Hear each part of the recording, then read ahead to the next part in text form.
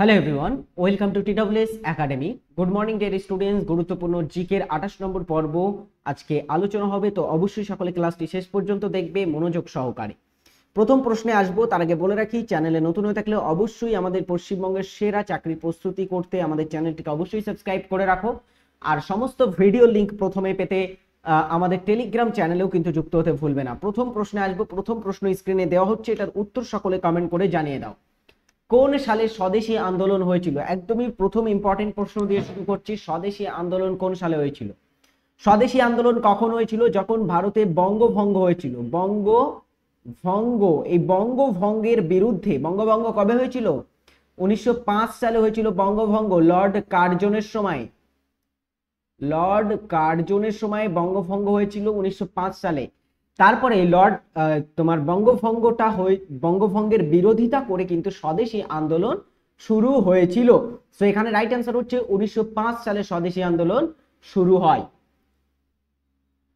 Slate কি ধরনের শিলা? Slate একটা কি ধরনের শিলা? শিলা তোমরা নিশ্চয়ই জানো, তিন প্রকৃতির প্রধানত শিলা হয়ে থাকে।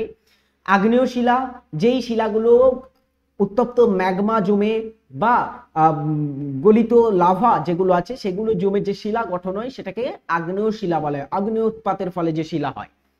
আরেকটা শিলা হচ্ছে পাললিক শিলা, যেটা পলি স্তরে পলি স্তরে স্তরে জমা হয়ে এই শিলাটা তৈরি হয়ে থাকে পাললিক শিলা। আর রূপান্তরিত শিলা, এই পাললিক এবং আগ্নেয় শিলা, এই শিলাগুলো চাপে ও তাপে বহু বছর ধরে চাপ ও তাপ ইত্যাদির ফলে কিন্তু এই শিলাটা রূপান্তরিত হয়ে যায় এবং একটা নতুন ধরনের শিলা তৈরি হয়, যেটার নাম হচ্ছে রূপান্তরিত শিলা। সো এর মধ্যে স্লেট কি ধরনের শিলা? স্লেট কিন্তু একটা রূপান্তরিত শিলা। স্লেটটা কোন শিলার রূপান্তর রূপ? মনে রাখবে, স্লেটটা হচ্ছে তোমার কাদা পাথরের রূপান্তর রূপ। কাদা পাথর এটা একটা পাললিক শিলা, কাদা পাথর হচ্ছে একটা পাললিক শিলা, সেটা রূপান্তরিত হয়ে তৈরি হয় স্লেট। আবার এই স্লেটটা কিন্তু অনেকদিন একই স্থানে থাকার ফলে এই রূপান্তরিত শিলাটা আবার রূপান্তর হয়, জানো? রূপান্তরিত শিলাও আবার কিন্তু রূপান্তরিত হতে পারে। তো স্লেট আবার রূপান্তরিত হয়ে ফিলাইটে পরিণত হয়। ফিলাইট এ পরিণত হয় স্লেট পরিবর্তন হয়ে। সিরাজউদ্দৌলা নাটকটি রচনা করেন। সিরাজউদ্দৌলা তোমরা নিশ্চয়ই নাটকটা পড়েছো, এখন ক্লাসের পাঠ্যপুস্তকে দেওয়া হয় সিরাজউদ্দৌলা নাটকটি। সিরাজউদ্দৌলা নাটকটি রচয়িতা কে ছিলেন? প্রমোদ চৌধুরী, শচীন্দ্রনাথ সেনগুপ্ত, দ্বিজেন্দ্রনাথ ঠাকুর এবং ঈশ্বরচন্দ্র বিদ্যাসাগরের মধ্যে বিখ্যাত ফেমাস সিরাজউদ্দৌলা এই নাটকটা লিখেছিলেন শচীন্দ্রনাথ সেনগুপ্ত। পঞ্চায়েত ভোট পরিচালনা করে কেন্দ্র নির্বাচন কমিশন, রাজ্য নির্বাচন কমিশন এবং জেলা নির্বাচন কমিশন। নির্বাচন কমিশন ভারতীয় সংবিধানের 324 ধারায় নির্বাচন কমিশন গঠনের কথা বলা হয়েছে। ভারতে দুই প্রকৃতির নির্বাচন কমিশন আছে, একটা হচ্ছে কেন্দ্রীয়, একটা হচ্ছে রাজ্য। জেলা নির্বাচন কমিশন বলে কোনো নির্বাচন কমিশন হয় না। সেখানে সঠিক উত্তর কি হবে? কোন নির্বাচন কমিশন কেন্দ্র এবং রাজ্যের মধ্যে পঞ্চায়েত ব্যবস্থাটা নির্বাচন পরিচালনা করে? রাইট অ্যান্সার হচ্ছে রাজ্য নির্বাচন কমিশন। ওকে, স্টেট যে ইলেকশন কমিশন থাকে তারা। আচ্ছা, স্টেট ইলেকশন কমিশনটা সম্পর্কে একটা তথ্য বলে রাখি। স্টেট ইলেকশন কমিশন শুধু রাজ্য নির্বাচন কমিশন নয়, পৌরসভা নির্বাচনও কিন্তু এরা করিয়ে থাকে। এছাড়া কেন্দ্র নির্বাচন কমিশনারের দায়িত্বে বা কেন্দ্র নির্বাচন কমিশন যে নির্বাচনগুলো করে, যেমন লোকসভার নির্বাচন তারা করিয়ে থাকে, বিধানসভার করে বিধানসভা। এছাড়া যে রাষ্ট্রপতি নির্বাচন হয়, রাষ্ট্রপতি নির্বাচন এগুলোও কিন্তু করিয়ে থাকে কারা? কেন্দ্র নির্বাচন কমিশন। আর্যরা বিনিময় প্রথার মাধ্যম হিসাবে ড্যাশ বেছে নিয়েছিল। আর্যরা কোনটিকে বিনিময় প্রথা, এখন বর্তমানে যে বিনিময় প্রথা হিসেবে আমরা কারেন্সির ব্যবহার করে থাকি, আর্যদের সময় কিন্তু অন্য কিছুকে ব্যবহার করা হতো এবং আর্যরা বিনিময় প্রথা হিসাবে কোনটির ব্যবহার করতেন?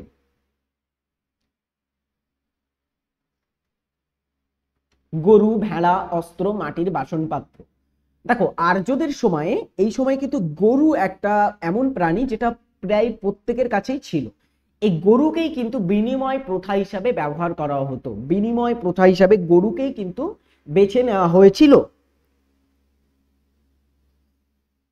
ফিউজ তার প্রত্যেকের বাড়িতে নিশ্চয়ই ব্যবহার করা হয় ফিউজ তার। এই ফিউজ তারে কি ব্যবহার করা হয়? ফিউজ তারটা কিন্তু একটা সংকর ধাতু, এটা একটা সংকর ধাতু। ফিউজ তারটা অ্যাকচুয়ালি কি বলতো, এটা বাড়িতে বৈদ্যুতিক যাতে ভোল্টেজ বেশি না হয় বা বিদ্যুৎ সরবরাহটা বেশি হয়ে গেলে বৈদ্যুতিক যন্ত্রপাতিগুলো নষ্ট হয়ে যাবে, ফ্যান, পাখা, ফ্রিজ, টিভি, এসি এগুলো নষ্ট হয়ে যাবে। এই কারণে যখন বিদ্যুৎ যখন বেশি হয়ে যায় তখন কিন্তু এটা নিজে থেকে নষ্ট হয়ে যায় বা ফিউজ তার নিজে থেকে কেটে গিয়ে বৈদ্যুতিক তোমার যে কানেকশন সেটা বিচ্ছিন্ন করে এবং অন্যান্য যে আমাদের দামি যে জিনিসপত্রগুলো থাকে সেগুলো দামি পণ্যগুলোকে কিন্তু রক্ষা করে থাকে। সো ফিউজ তার, এটাতে কোন ধাতুর ব্যবহার করা হয়? ফিউজ তার একটা সংকর ধাতু, এটাতে টিন এবং সীসার ব্যবহার করা হয়। ওকে, আচ্ছা, ফিউজ তারের একটা বৈশিষ্ট্য আছে, গুরুত্বপূর্ণ বৈশিষ্ট্য একটা জেনে রাখো। ফিউজ তারের বৈশিষ্ট্যটা কি? ফিউজ তারের বৈশিষ্ট্য হচ্ছে উচ্চ রোধ থাকে এর ভিতরে, রোধ খুবই উচ্চ হবে ও গলনাঙ্ক হবে নিম্ন।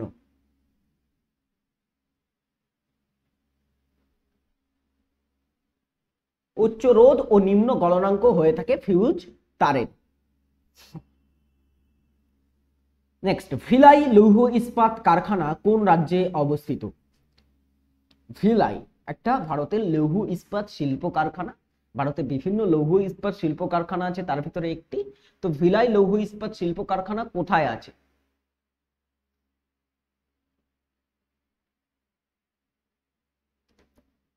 বলো দ্রুত।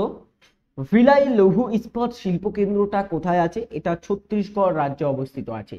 ছত্তিশগড় রাজ্যে মহানদীর একটা উপনদী আছে, মহানদী বলে একটা নদী আছে, মহানদীর উপনদী উপনদী যেটার নাম হচ্ছে তোমার শিবনাথ। শিবনাথ এই নদীর তীরে,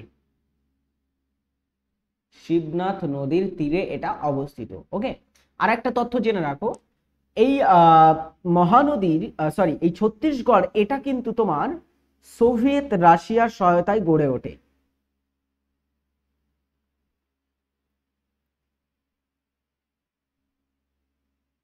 সোভিয়েত রাশিয়ার সাহায্যে এটা গড়ে উঠেছিল। সোভিয়েত রাশিয়ার সাহায্যে আরো একটা লৌহ ইস্পাত শিল্পকেন্দ্র যেমন বোকারো সেটাও কিন্তু গড়ে ওঠে।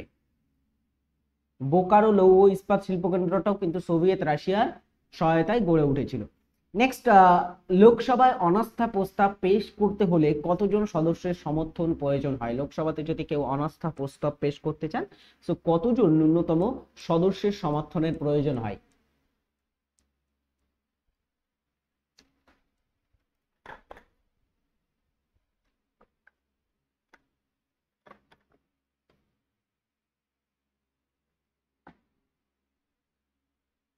লোকসভায় অনাস্থা প্রস্তাব পাশ করতে কমসে কম 50 জনের সদস্যের কিন্তু সমর্থন প্রয়োজন হয়। স্ট্যাচু অফ ইউনিটির উচ্চতা কত? স্ট্যাচু অফ ইউনিটি এটা তোমরা নিশ্চয়ই জানো, এটা কার মূর্তি বলতো? সর্দার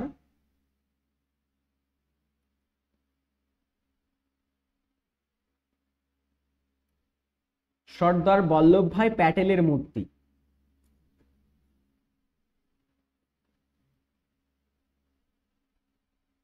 ওকে, এই মূর্তিটা আছে কোথায়? এই মূর্তিটা হচ্ছে নর্মদা নদীর তীরে, নর্মদা নদীর তীরে এটা আছে। আচ্ছা, কোন রাজ্যে?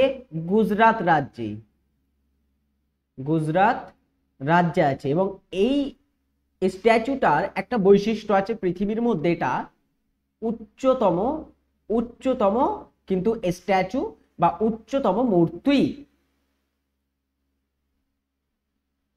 পৃথিবীর উচ্চতম মূর্তির নাম কি? স্ট্যাচু অফ ইউনিটি, যেটা আমাদের ভারতের গুজরাট রাজ্যে আছে। এটার উচ্চতা কতটা? 182 মিটার হচ্ছে স্ট্যাচু অফ ইউনিটির উচ্চতা। ওকে, নেক্সট কোশ্চেন, নন্দ রাজবংশের প্রতিষ্ঠাতা কে ছিলেন? নন্দ রাজবংশ এটা মগধের মগধের তৃতীয় বংশ ছিল। তৃতীয় বংশ, মগধে প্রথমে হর্ষঙ্ক বংশ, তারপরে শিশুনাগ বংশ, তারপরে যে বংশটা শাসন করেছিল শিশুনাগ বংশের পরে সেটা হচ্ছে নন্দ বংশ। নন্দ বংশের প্রতিষ্ঠাতা কে ছিলেন? মনে রাখবে মহাপদ্ম নন্দ ছিলেন নন্দ বংশের প্রতিষ্ঠাতা। ইনি বিভিন্ন নামে পরিচিত ছিলেন, যেমন তার উপাধি ছিল একরাট, একরাট উপাধি তার ছিল। দ্বিতীয় পরশুরাম ছিল তার উপাধি।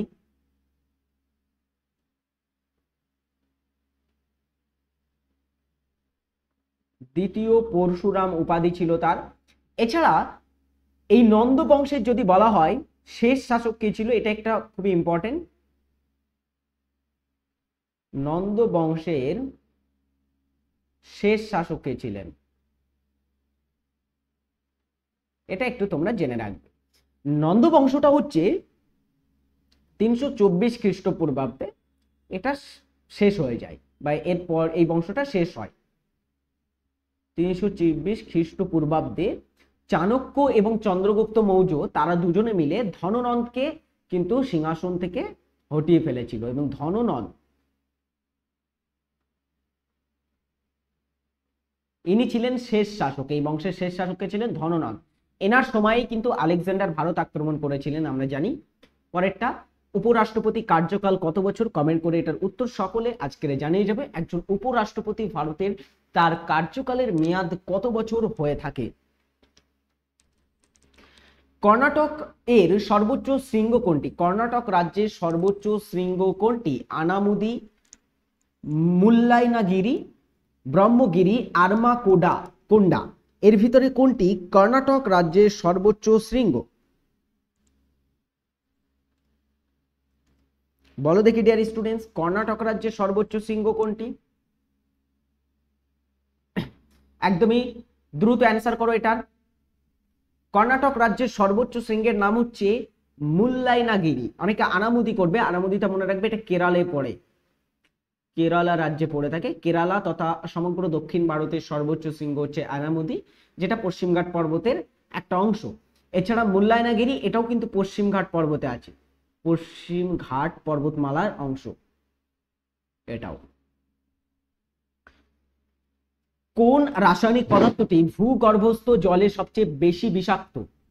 ভূগর্ভস্থ জলে থাকে কোন মানে ভূগর্ভস্থ জলে সবচেয়ে কোন বিষাক্ত পদার্থটি পাওয়া যায়? অ্যান্সারটা কি হবে বলে ফেলো। সবচেয়ে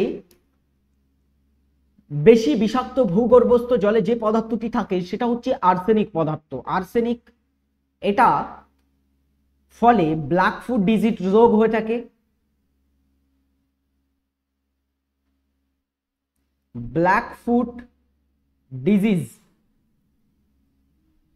তোমরা নিশ্চয়ই রোগটা শুনেছো, এটা কিন্তু আর্সেনিকের ফলে হয়ে থাকে।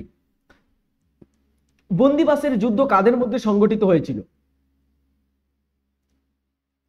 বন্দিবাসের যুদ্ধ বা বন্দিবাসের যুদ্ধ কাদের মধ্যে হয়েছিল?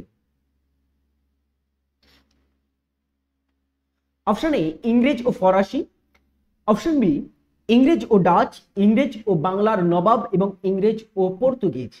বন্দিবাসার যুদ্ধ সংগঠিত হয়েছিল যাদের মধ্যে, সেটা হচ্ছে ইংরেজ এবং ফরাসিদের মধ্যে এই যুদ্ধটি সংগঠিত হয়েছিল। এবারে প্রশ্ন হচ্ছে কবে হয়? এটা হয়েছিল 1760 খ্রিস্টাব্দে। কবে হয়? 1760 খ্রিস্টাব্দে এই যুদ্ধটা হয়েছিল। আনাসাগর হ্রদ কোন রাজ্যে অবস্থিত? আনাসাগর হ্রদ এটা কোন রাজ্যে আছে?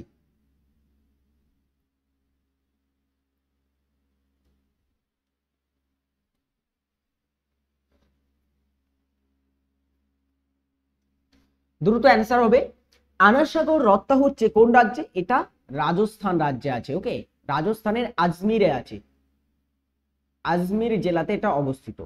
এবারে দেখো, আনাসাগর হ্রদটা সম্পর্কে একটা আরো ছোট্ট নির্মাণ তথ্য। এটা হচ্ছে নির্মাণ করেছিলেন একজন ব্যক্তি, তিনি একজন ঐতিহাসিক ব্যক্তি নির্মাণ করেন যিনি এই হ্রদটি, তিনি হচ্ছেন রাজা অর্ণ বা অর্ণ রাজা। ইনি কে ছিলেন? অর্ণ রাজা ছিলেন চৌহান শাসক। চৌহান বংশের নাম তোমরা নিশ্চয়ই শুনেছ। চৌহান, তৃতীয় পৃথ্বীরাজ চৌহান, পৃথ্বীরাজ চৌহান, তো চৌহান শাসক যিনি ছিলেন অর্ণ রাজা, তিনি এটা নির্মাণ করেছিলেন। রান্না করার সময় নিচের কোন ভিটামিন সবচেয়ে সহজে নষ্ট হয়ে যায়? সবচেয়ে সহজে কোন ভিটামিনটি নষ্ট হয়?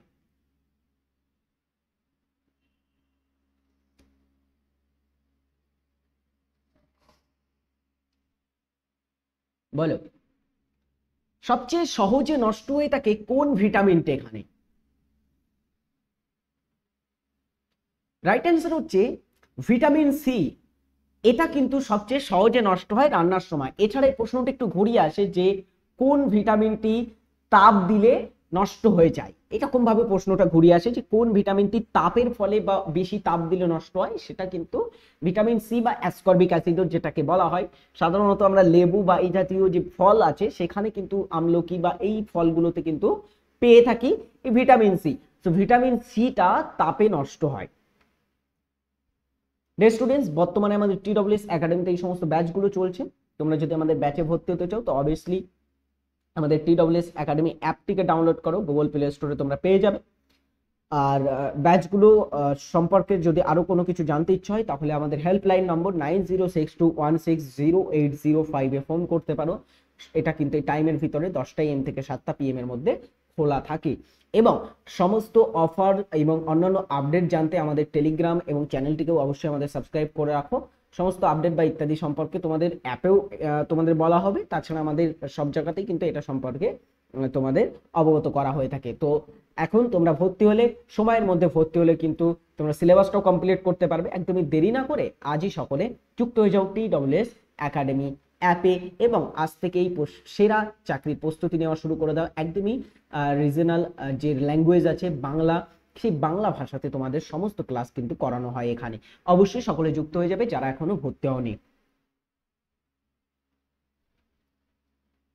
আর চ্যানেলটিতে এখনো যারা ক্লাসটি দেখতে দেখতে এখনো লাইক করনি এবং কমেন্ট করনি, সকলে করো।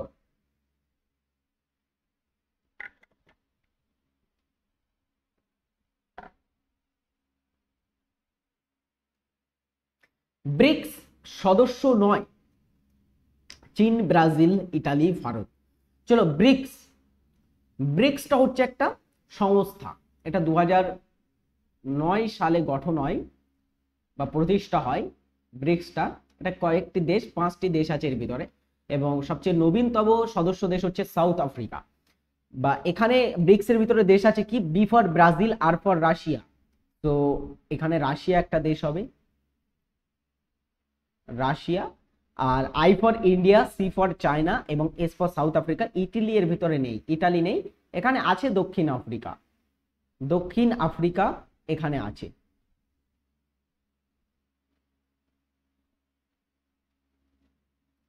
মুন্ডা বিদ্রোহ কবে শুরু হয়েছিল? চলো, ইন্টারেস্টিং একটা কোশ্চেন পেয়েছি। মুন্ডা বিদ্রোহ এটা কবে সংগঠিত হয়েছিল? মুন্ডা বিদ্রোহটা হচ্ছে একটা উপজাতি বিদ্রোহ, উপজাতি বিদ্রোহ। এই বিদ্রোহটা সংগঠিত হয়েছিল উপজাতিদের দ্বারা। মুন্ডা তোমরা নিশ্চয়ই জানো, মুন্ডা হচ্ছে মধ্য ভারতে বসবাস করে একটা উপজাতি। এদেরকে আমরা দেখতে পাই মধ্যপ্রদেশ, ছত্তিশগড় বা এই অঞ্চলটাতে দেখা যায়। ঝাড়খণ্ডের কিছু অঞ্চলে মুন্ডাদের বসবাস। তো এখানে মুন্ডা বিদ্রোহটা সংগঠিত হয়েছিল 1899 সালে। এটা 1899 থেকে 1900 সাল পর্যন্ত চলেছিল এবং এই বিদ্রোহের নেতা যিনি ছিলেন তার নাম আমরা নিশ্চয়ই জানি, তিনি হচ্ছেন বিরসা মুন্ডা। বিরসা মুন্ডা তিনি নেতৃত্ব দিয়েছিলেন। আচ্ছা, যদি আমরা স্থান বলি এটার কোথায়, তো এক কথায় স্থান হচ্ছে ছোটনাগপুর অঞ্চল। ছোটনাগপুর অঞ্চলে এটা সংগঠিত হয়।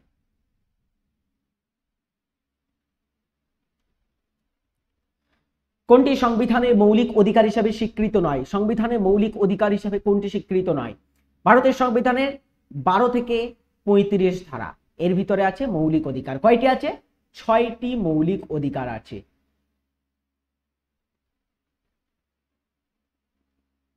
ছয়টি মৌলিক অধিকার আছে এর ভিতরে। সো এখানে 6টি মৌলিক অধিকারের মধ্যে সাম্যের অধিকার আছে অবশ্যই 14 থেকে 18, স্বাধীনতার অধিকার 19 থেকে 22, শোষণের বিরুদ্ধে অধিকার 23-24 আছে। এছাড়া ভোটদানের অধিকারটা কিন্তু একটা আইনি অধিকার, বা এটা তোমরা বলতে পারো একটা সাংবিধানিক অধিকারের মধ্যে পড়ে থাকে। সো এটা কিন্তু কোনো মৌলিক অধিকার নয়।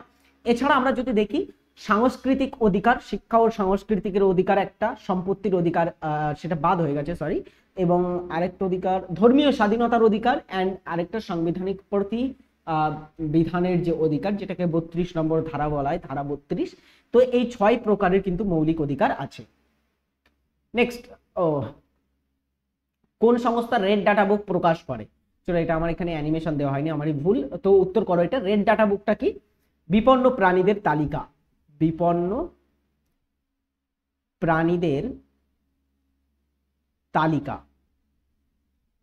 ওকে, বিপন্ন প্রাণীদের একটা তালিকাভুক্ত করা হয়ে থাকে, সেই তালিকাকে বলা হয়ে থাকে রেড ডাটা বুক।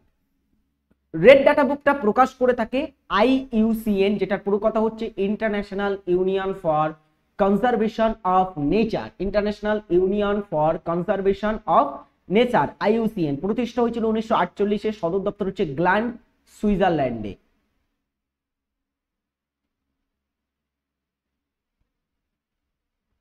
সুইজারল্যান্ডে অবস্থিত এই সদর দপ্তর। ওকে,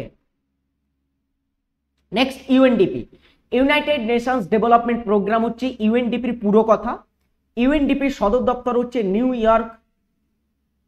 নিউ ইয়র্কের সদর দপ্তর, এবং এটা তোমার প্রতিষ্ঠিত হয়েছিল 1965 সালে ইউএনডিপি প্রতিষ্ঠা হয়। ইউএনইপি যেটা option C, United Nations Environment Programme হচ্ছে ইউএনইপির পুরো কথা। ইউএনইপিটা প্রতিষ্ঠিত হয় 1972 সালে, এবং এর সদর দপ্তর কোথায় বলো তো? এর সদর দপ্তর হচ্ছে কেনিয়ার রাজধানী নাইরোবি।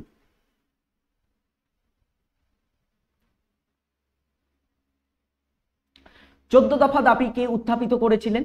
এটা তো খুবই ইজি কোশ্চেন একটা। 14 দফা দাবি কে উত্থাপন করেছিলেন? দ্রুত অ্যান্সার করো। 14 দফা দাবিটা কে উত্থাপন করেন?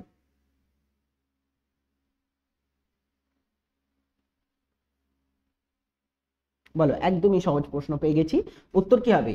নেহেরু তার জিন্না তার 14 দফা নীতি পেশ করেছিলেন বা দাবি পেশ করেছিলেন। 14 দফা দাবি মোহাম্মদ আলী জিন্না পেশ করেন। আচ্ছা, সিটি অফ জয় কাকে বলা হয়? সিটি অফ জয় কাকে বলা হয়ে থাকে?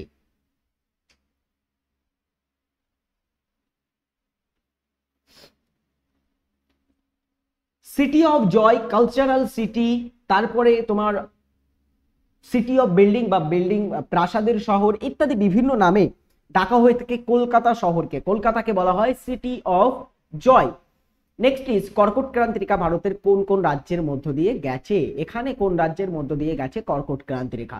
চলো, কর্কট ক্রান্তি রেখা ভারতের 8টি রাজ্যের উপর দিয়ে গেছে। 8টি রাজ্যের উপর দিয়ে কর্কট ক্রান্তি রেখা গেছে। একটু রাজ্যগুলো লিখে দিই তোমাদের। একটা হচ্ছে একদমই পশ্চিমতম রাজ্য গুজরাটের উপর দিয়ে এটা গেছে, গুজরাট রাজ্যে এটা আছে। তারপরে চলে আসবো আমরা রাজস্থান রাজ্যে, এটার উপর দিয়ে গেছে, রাজস্থান রাজ্যের উপর দিয়ে গেছে। মধ্যপ্রদেশের উপর দিয়ে গেছে, রাজস্থান, মধ্যপ্রদেশ। নেক্সট হচ্ছে তোমার ঝাড়খণ্ডের উপর দিয়ে এটা গেছে, ঝাড়খণ্ড, পশ্চিমবঙ্গ, পশ্চিমবঙ্গ। দেন হচ্ছে আর কোন কোন রাজ্য বলো, কমেন্ট করো, দ্রুত কমেন্ট করো। এটা ত্রিপুরা, হ্যাঁ, ত্রিপুরা রাজ্যের উপর দিয়ে এটা বিস্তৃত হয়েছে। আরেকটা হচ্ছে মিজোরাম।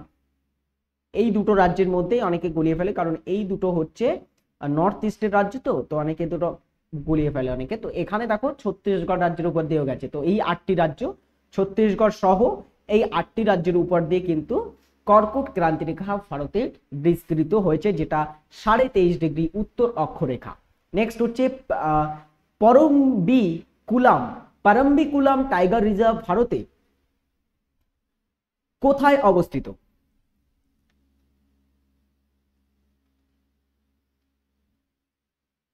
পারম্বিকুলাম টাইগার রিজার্ভটা ভারতের কোথায় আছে?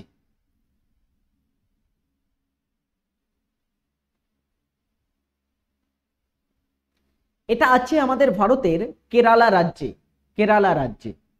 আলেকজান্ডার কতদিন ভারতে ছিলেন? ওই যে বলছিলাম ধননন্দের সময় আলেকজান্ডার ভারতে এসেছিলেন। তোমার 326 খ্রিস্টপূর্বাব্দে তিনি ভারতে আসেন, এবং তিনি কতদিন পর্যন্ত ভারতে ছিলেন? রাইট অ্যান্সার হচ্ছে তিনি 19 মাস ধরে ভারতে ছিলেন। সতীশ ধাওয়ান স্পেস সেন্টার নিম্নের কোথায় বা কোন স্থানে আছে? সতীশ ধাওয়ান স্পেস সেন্টার 1971-এ প্রতিষ্ঠিত হয়েছিল। সতীশ ধাওয়ান স্পেস সেন্টার কোথায় আছে এটা? যেখান থেকে কিন্তু এই কয়েকদিন আগে চন্দ্রযান 3 সেটাও লঞ্চ করা হয়েছিল। সতীশ ধাওয়ান স্পেস সেন্টার হচ্ছে শ্রীহরিকোটা, যেটা অন্ধ্রপ্রদেশে, অন্ধ্রপ্রদেশ রাজ্যে আছে। ভারতে একজন রাষ্ট্রপতি থাকবেন বলা হয়েছে 52 নং ধারায়, 55 নং ধারায়, 60 নং ধারায় এবং 61 নং ধারায়। কোন ধারায় বলা হয়েছে ভারতে একজন রাষ্ট্রপতি থাকবেন? রাষ্ট্রপতির উপস্থিতি বা রাষ্ট্রপতি সংক্রান্ত ধারা কোনটি? এখানে রাষ্ট্রপতি থাকবেন ভারতে একজন বলা হয়েছে কোন ধারায়? ধারা 52, অপশন এ। কোন বছর মন্ট্রিয়াল প্রোটোকল কার্যকর হয়? মন্ট্রিয়াল প্রোটোকল কোন বছর কার্যকর হয় বলো? আচ্ছা, মন্ট্রিয়াল প্রোটোকলটা একটু বলে রাখি। মন্ট্রিয়াল প্রোটোকলটা হচ্ছে ওজোন সংরক্ষণের জন্য। মন্ট্রিয়ালটা হচ্ছে কানাডার একটা শহর, কানাডার শহর। সো কানাডার শহর মন্ট্রিয়ালে একটা প্রোটোকল বা একটা তোমার হচ্ছে চুক্তিপত্র স্বাক্ষরিত হয়েছিল পৃথিবীর সমস্ত দেশের মধ্যে, যে ওজোন স্তরটা রক্ষা করতে হবে, ওজোন রক্ষার জন্য। এটা স্বাক্ষর হয় কবে? এটা স্বাক্ষর হয়েছিল কানাডার মন্ট্রিয়াল শহরে 1987 সালে 16ই সেপ্টেম্বর এটা স্বাক্ষরিত হয়। এবং এই কারণে কিন্তু 16ই সেপ্টেম্বর তোমরা নিশ্চয়ই জানো আন্তর্জাতিক ওজোন দিবস পালন করা হয়। এবারে দেখো এটা কার্যকর হয়েছিল কবে? এটা কার্যকর হয়েছিল 1989। ঠিক আছে, কার্যকরী সালটা কিন্তু পরে হয়েছিল। এটা স্বাক্ষর একটা সময় হয়েছিল, কার্যকর কিন্তু এটা পরে হয়েছিল 1989, ঠিক 2 বছর পরে এটা কার্যকর হয়। ত্রিপুরার রাজধানী হলো কি? আইজল, আগরতলা, ইম্ফল, শিলং। ত্রিপুরা উত্তর পূর্ব ভারতের ছোট্ট একটি রাজ্য, 3 দিকে এর বাংলাদেশ দ্বারা ঘেরা। একদিকে তোমার আছে আসাম রাজ্য, একদিকে ছোট্ট করে মিজোরাম আছে। সো এখানে এই ত্রিপুরা রাজ্যটা রাজধানী কি? এটা রাজধানী হচ্ছে আগরতলা। আর আইজল হচ্ছে মিজোরামের রাজধানী। মিজোরামের রাজধানী হচ্ছে আইজল, মনে রাখবে। ইম্ফল হচ্ছে মণিপুর। এছাড়া শিলং হচ্ছে মেঘালয়ের রাজধানী হচ্ছে শিলং। যে ভিটামিনের অভাবে অতিরিক্ত রক্তক্ষরণ হয় তার নাম কি? কোন ভিটামিনের অভাবে অতিরিক্ত রক্তক্ষরণ হয়?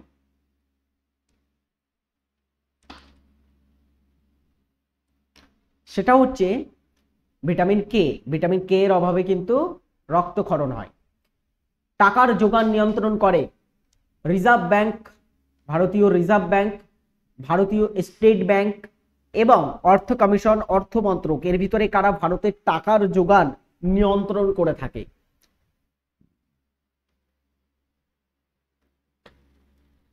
ভারতে টাকার যোগান নিয়ন্ত্রণ করে থাকে ভারতের রিজার্ভ ব্যাংক, আরবিআই।